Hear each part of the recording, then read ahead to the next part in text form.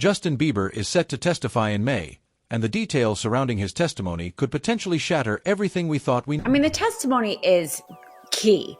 We're going to have reporters, though, in the courtroom who we're going to see live tweeting of the testimony, recaps at the end of the day. I mean, Harvey Weinstein, that was a state case, but it was in New York, and New York is limited if any cameras are allowed in the courtroom. So it's the same idea. We didn't get to hear the witnesses on the stand, but we got to hear what they said, through the reporting.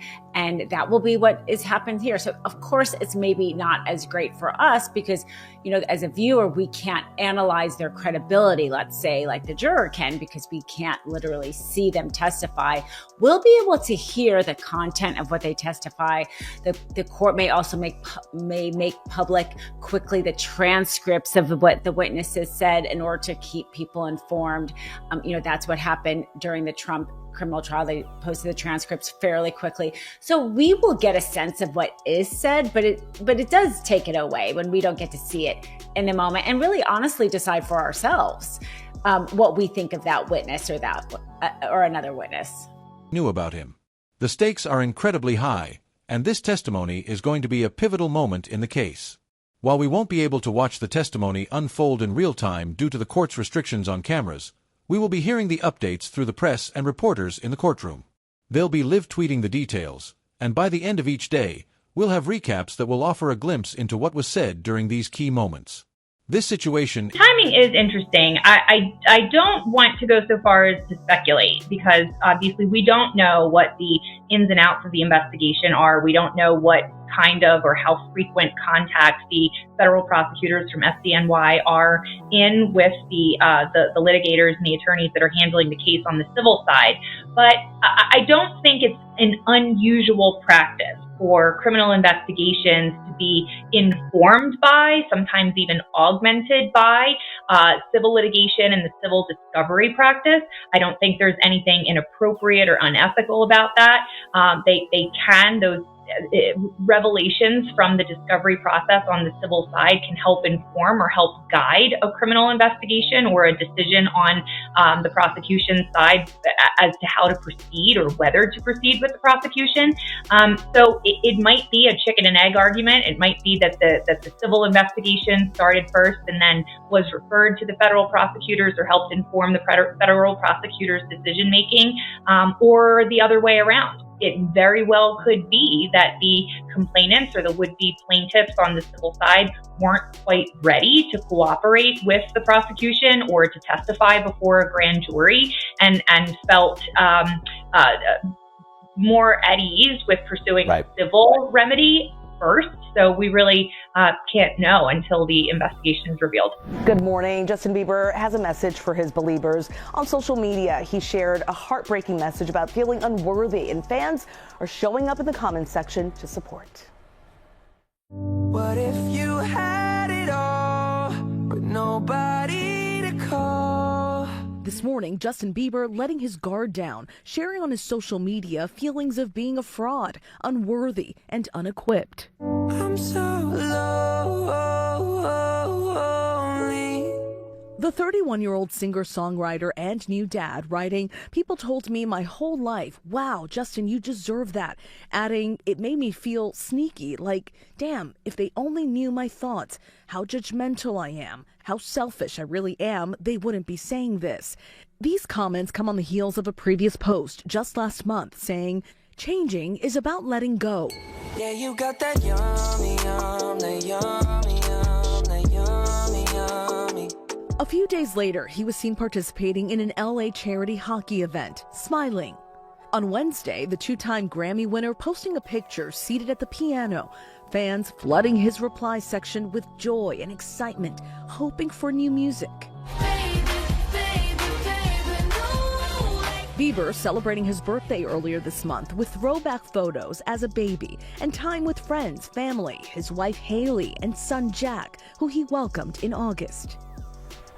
A source tells People magazine earlier this month Justin is prioritizing working on new music and his family and spending as much time with them as he can. And of course, we wish him the absolute best. Is reminiscent of high-profile cases like Harvey Weinstein's trial, which was also a state case, but it took place in New York. In New York, There are stringent rules about cameras in the courtroom, and as a result, we didn't get to see the witnesses as they testified. Instead, all we had were the reporters' accounts of what happened, and those were the only glimpses we got into the testimonies. Here, too, we're going to experience the same limitation. While we won't be able to see Bieber or the other witnesses on the stand, we will still hear the content of their testimony through written updates or live reporting. The challenge is that, as viewers, we won't have the same opportunity to judge a witness's credibility as the jurors will. We won't get to see their body language or hear their tone of voice. All we will Just days after sharing some candid thoughts, Justin Bieber is opening up once again. In a cryptic Instagram post Sunday, the singer shared his thoughts on feeling hate.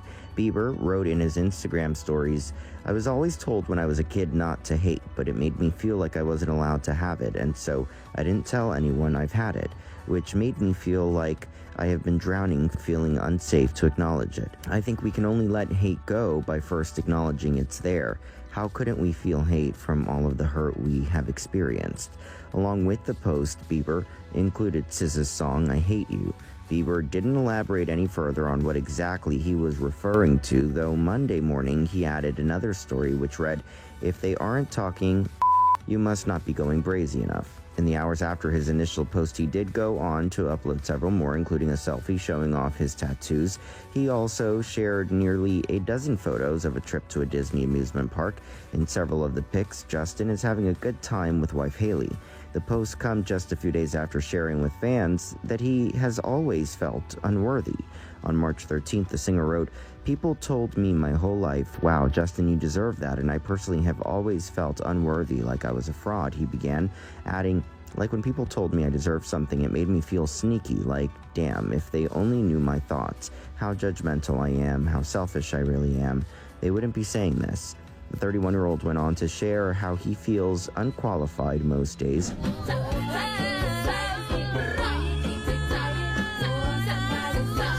The Biebers burning rubber at the happiest place on earth after a new cryptic message from Justin about struggling with hate. I'm having a good time. The singer and his wife Haley are having a good time, all right. Spotted on the Cars ride at Disneyland with Kid Leroy on TikTok. Meanwhile, Justin shared snaps of the group's theme park trip on Instagram, complete with rides, games, and Mickey Mouse ears.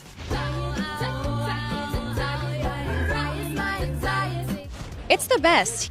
While Justin's feed post was all smiles, his Instagram story telling a different one. Earlier in the day, Justin admitted to feeling like he's drowning, struggling with hate. "I was always told not to hate, but that made me feel like I wasn't allowed to have it. We can only let hate go by first acknowledging it's there. How couldn't we feel hate from all the hurt we have experienced?" I think it's just my job to be a light. That story coming just days after Justin shared another introspective IG post, revealing he has felt unequipped, unqualified, and like a fraud. Adding, "I have always felt unworthy. If they only knew my thoughts, how judgmental I am, how selfish I am, they wouldn't be saying this." I felt like I lost my purpose for a while. I wasn't chasing after who I knew I was. Whether you feel like you don't have a purpose or you feel like you want to find your purpose. Get are the words that are reported. It may not be as satisfying as watching the actual trial unfold, but it's the best we can do under these circumstances. One thing that may help is if the court decides to make the transcripts of what witnesses say available to the public quickly. This is exactly what happened during the Trump criminal trial, where the court posted transcripts of testimonies in a timely manner to keep the public informed. So, while we may not get the live footage, at least we'll have access to the written record of what's happening inside the courtroom. This will give us a clearer understanding of what is being said. Still, there's something lost in the experience when we can't witness the testimony firsthand. Watching a witness testify, seeing their emotions and reactions in the moment, can give us a deeper sense of their truthfulness and character. We can't do that here. We can only read what's being shared by the reporters. I think he should keep maybe not.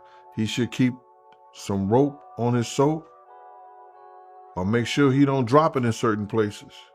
In case if he do, he might like it. But long story short is that he need to take his counsel advice. Because if he think he's going to get out of this from the federal government, he out his mind.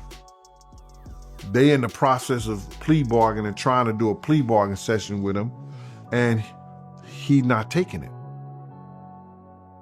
That's probably why one of the lawyers jumped off the case. Remember Benjamin Bradford, his first lawyer with the Cassie situation? He said, give her the 10 million and make this go away, brother. He ended up giving her 30 million. He's not taking the lawyer's advice. 9 times out of 10, they probably got him a good plea bargain. Yo, listen to me, we can give you 15 years. 10 or 15 years. You do that, you come out, you only have to do like 12, 13. Come out to a halfway house. You still can live some of your life out as a free man. If you don't believe that they're gonna try to hit him with those guns in there, they saving all that for last. The drugs, the guns. They'll do another superseding indictment and add those two up if he don't take the plea. If he don't take the plea bargain to the sex trafficking or whatever, stuff like that, they're gonna say, okay, let's add the guns to it and let's add the drugs to it. How you feel about Keefe D? He out here crying to come home, man. Keefe D, I think is a